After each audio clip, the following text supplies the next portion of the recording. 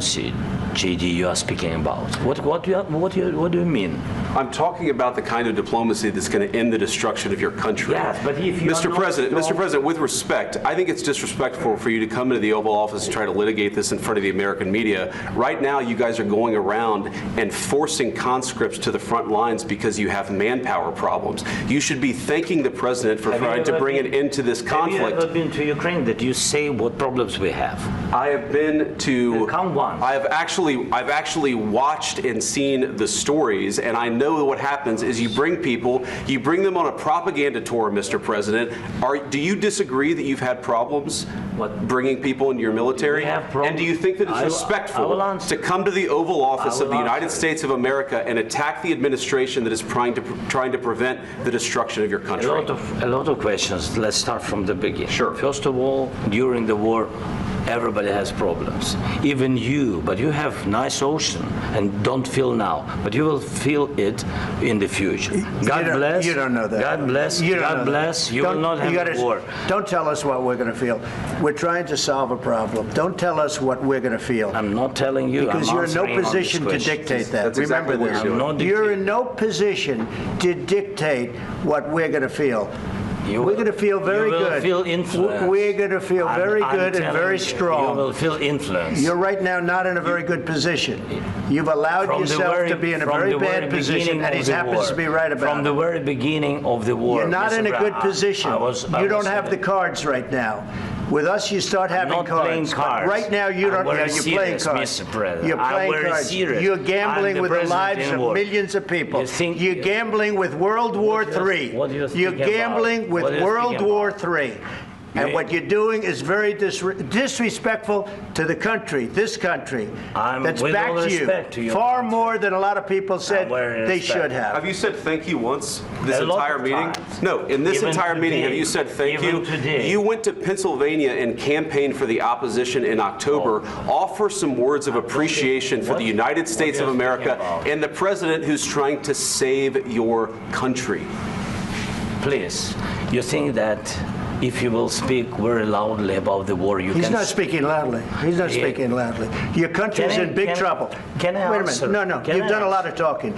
Your country is in big trouble. I know. You're not winning. You're not winning this. You have a damn good chance of coming out okay because of us. Mr. President, we are staying in our country, staying strong from the very beginning of the war. We've been alone, and we are thankful. I said thanks you haven't in been this alone. cabinet, you and haven't not been only alone. in this cabinet. We gave you, through this stupid president, $350 billion. We gave you military equipment, and you men are brave, but they had to use our military. What about if you didn't have our military equipment, if you didn't have our military equipment, this war would have been over in 2 weeks. In 3 days. I heard it from Putin. In 3 days. This is something maybe new. Less. In 2 weeks. Of course, yes. It's going to be a very hard thing to do business like this. I tell you. Just say thank you. I said a lot of accept times accept that there are disagreements, and let's go litigate those disagreements rather than trying to fight it out in the American media when you're wrong. We know exactly. J.D. Vance and Donald Trump are right once again and just humiliated Zelensky in front of everybody just moments ago. This is what Donald Trump posted on Truth Social. Zelensky is not ready for peace. I want peace, Donald Trump said. But Zelensky just disrespected the United States of America in his cherished Oval Office, and he can come back when he is ready for peace. And there you have it, right there, Zelensky leaving the White House. This is really pretty incredible. We see the SUV, hang on with us Zelensky's SUV. If you look to your left, you're going to see him. Let's watch. Mr. President, is the deal off? President Zelensky, can you tell us what happened?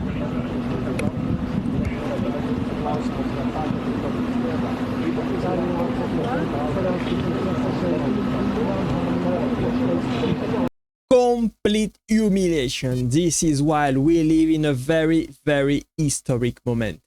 J.D. Vance and Donald Trump just put Zelensky back in his place. Honestly, Zelensky has been coming in America over the past 4 years to demand support, to demand money, and have benefited from the generosity of everybody in Europe and in America.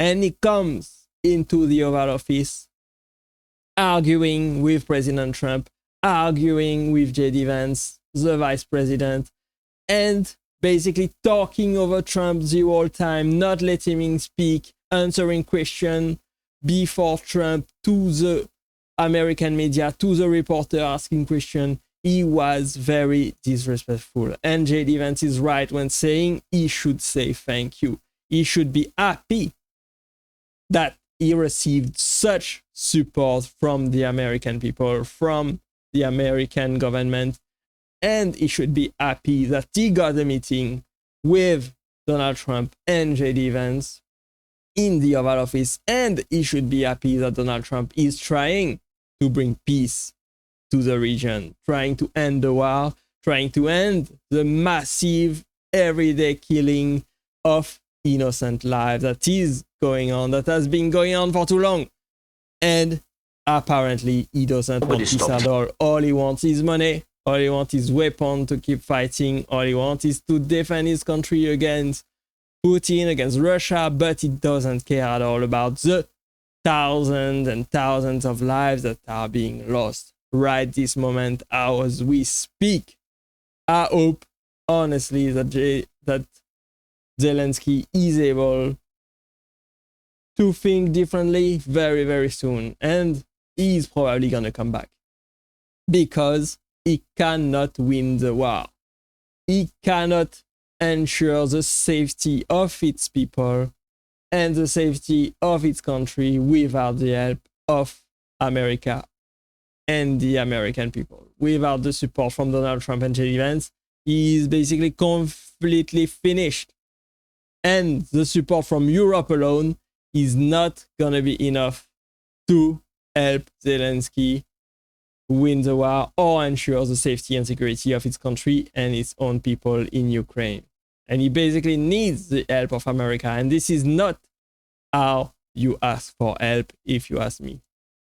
Just look at this. Destruction of your country. Yes, but if you Mr. President, with respect, I think it's disrespectful for you to come into the Oval Office and try to litigate this in front of the American media. Right now, you guys are going around and forcing conscripts to the front lines because you have manpower problems. You should be thanking the president for trying to bring an end to this conflict. Have you ever been to Ukraine? That you say what problems we have? I have been to. Come once. I've actually watched and seen the stories, and I know what happens is you bring people. Just look at him shaking his head, making faces, basically being disrespectful to Donald Trump, to the media, to the American people, to J.D. Vance. He is basically a guest in the Oval Office, and he has two hosts right there trying to help him, and he doesn't want any help at all. He is being disrespectful, talking over people, making faces, basically.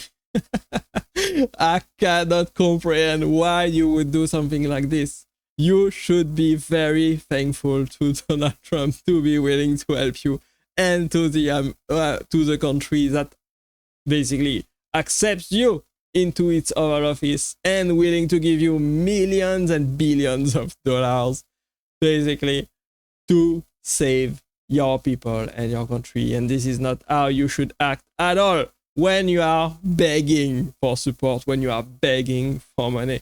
He did a very poor job. He is, of course, not good at diplomacy. He is not good at talking with J.D. Vance and Donald Trump. And he should realize that this is a different world now that it was just a couple years and a couple months ago, even. With Donald Trump now into the White House, he should understand that he has to behave differently. He has to get on the good side of J.D. Vance and Donald Trump if he wants to get anything out of them. And this is not how you do it at all. I believe, honestly, that Donald Trump is a wise guy. He's a deal maker, and he knows how to get great deals, how to negotiate with people. And I don't think that the deal is completely over. I just think that Zelensky needs to cool off.